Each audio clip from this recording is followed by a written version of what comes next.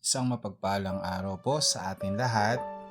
Ati pong pagnilayan ang talata na madalas nating sinasabi o nararamdaman sa ating mga puso. Lord, pagod na po ako. Isang simpleng panalangin pero napakalalim. Ilang beses na rin ba nating itong nasabi? Sa gitna ng problema, sa tahimik na gabi, o sa sandaling wala tayong masabihan. Hindi ito reklamo. Hindi rin ito kahinaan. Isa itong pag-amin na tayo ay tao, napapagod, nasasaktan, at minsan nauubusan ng lakas. Sa ating pananampalatayang Katoliko, hindi kailanman itinuro na kailangan nating maging matatag palagi.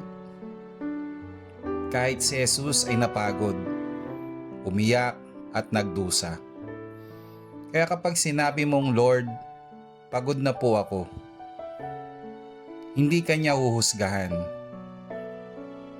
Sa halip, ikaw ay lalapitan kanya. Sapagkat sa pagod mo, doon niya gustong pumasok.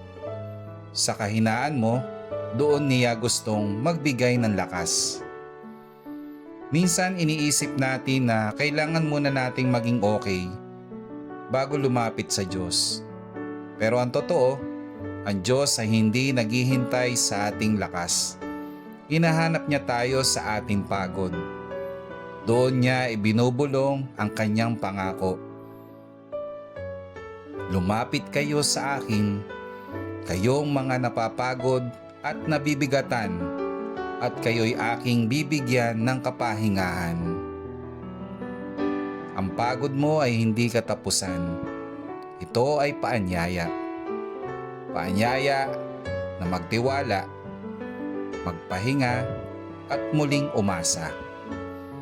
Dahil hindi mo kailangang buhatin ang lahat, may Diyos kang handang sumalo sa iyo. Manalangin tayo. Panginoon, sa sandaling ito, iniaalay namin sa iyo ang aming pagod, pisikal man o emosyonal. Yakapin mo kami sa aming kahinaan at punuin mo ang aming puso ng iyong kapayapaan. Bigyan mo kami ng lakas na magpatuloy at pananampalatayang hindi matitinag. Amen.